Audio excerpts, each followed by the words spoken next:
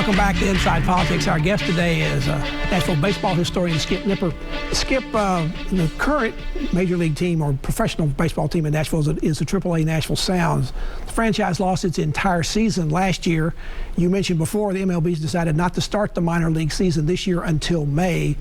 If baseball is starting on time for the major league level, why did they decide to delay the minor leagues? It was because they were concerned that the COVID thing might need to be adjusted to what was going on, and therefore they might need to be more flexibility on the major league level? I think so. COVID has just about run all of our lives for the last year or so, and I think they want to be safe as possible. They can control more of the Major League Baseball at that level than they can the minor leagues. And as the players come in for training, I think they'll get a feel for it. They have an opportunity that way to be sure that we can start the season relatively COVID-free. The Sounds have been the leaders in minor league attendance. This goes back even to the days of Larry Schmittou. Despite being completely dark last year, the baseball, particularly on the minor league level, is much more about the experience than necessarily about the baseball game or even the players. Do you expect a strong bounce back at the box office for the Sounds this year? Oh, I think absolutely. And the Sounds do a wonderful job of promoting their product. Their marketing is just terrific, I think, and I think they're probably laying in wait to get that message out for the fans that want to get back to see baseball again in First Horizon Park. Major League Baseball completely redesigned the minor leagues last year. That included the AAA leagues. Some of these new leagues don't even appear to have names anymore, like the old days, American Association or National League. Which league is now Nashville in, and will they be having any new teams we've been playing against from what we've played against the last couple of seasons? Yeah, Nashville is in the AAA South. It's kind of a travesty. I think there's no more Pacific Coast League. Of course, I think Joe DiMaggio would have rolled over in his grave if he knew that Nashville and Memphis have been playing in the Pacific Coast League. It's hard to see the setting sun from my seats in First Horizon Park over the Pacific Ocean. I jest, of course, but I think that some of the teams that you're going to see come to town or Norfolk Tides or the Tidewater Tides. I'm not sure what they're called. Charlotte. Let's see who else. Jacksonville. It'll be good to see those kind of teams come back. Nashville's again an affiliate of the Milwaukee Brewers out of the National League. Is that a good match? It seems the pairing came up after all the other major league teams had chosen their minor league affiliates. Was that sort of a marriage of choice or almost a shotgun marriage more?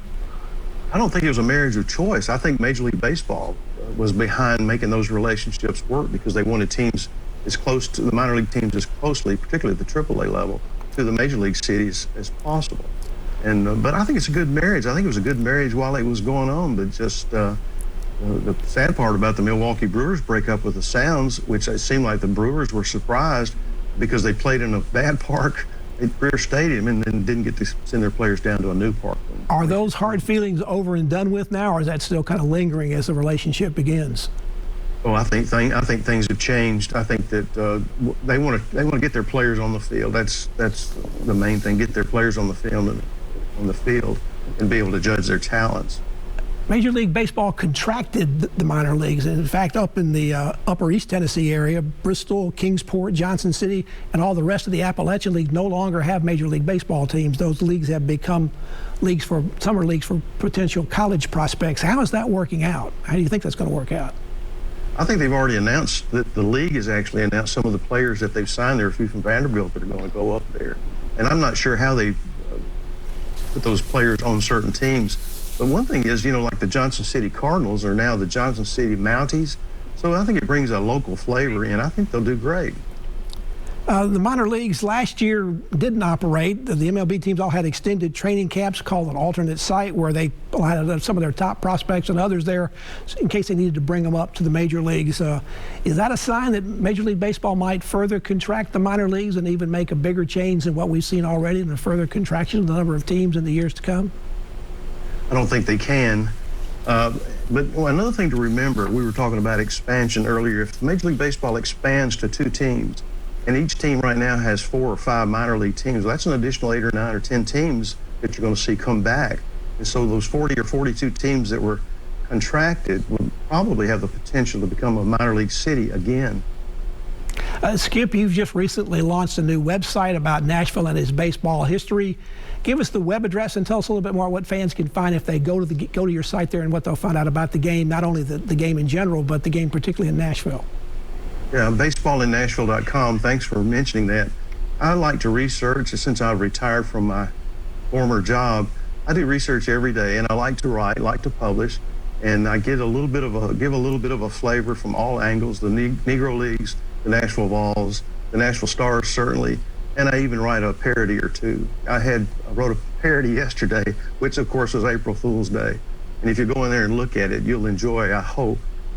But I had some people want to know how they could get tickets. I'll leave it at that, and you'll be able to understand when you go to the website. Thanks for mentioning it. You know, Skip, it's kind of interesting for people like you and I. Nashville has a long baseball history dating back to the Civil War, as I mentioned before. But you and I grew up in a time here in Nashville where we didn't have a team at all from 1963, roughly 64, up until 1978. So I think people here today think, well, baseball's always been here. There was a period when it was not.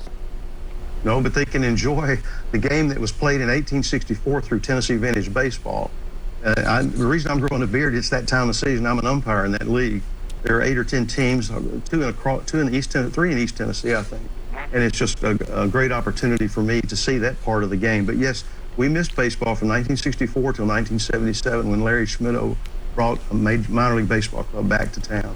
Skip Nipper, thank you so much for being with us. Good luck with what's going on with bringing Major League Baseball to Nashville, and enjoy those games playing under the 1854 rules or whatever they were from back in the days. And thank you for joining us. 1864. Thank you, Pat. That's Inside Politics for this week. Thank you so much for joining us. Hope you'll be back here again for a future show.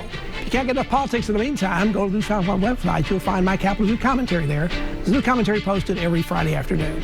Enjoy the rest of your weekend, and we'll see you here next time. Goodbye.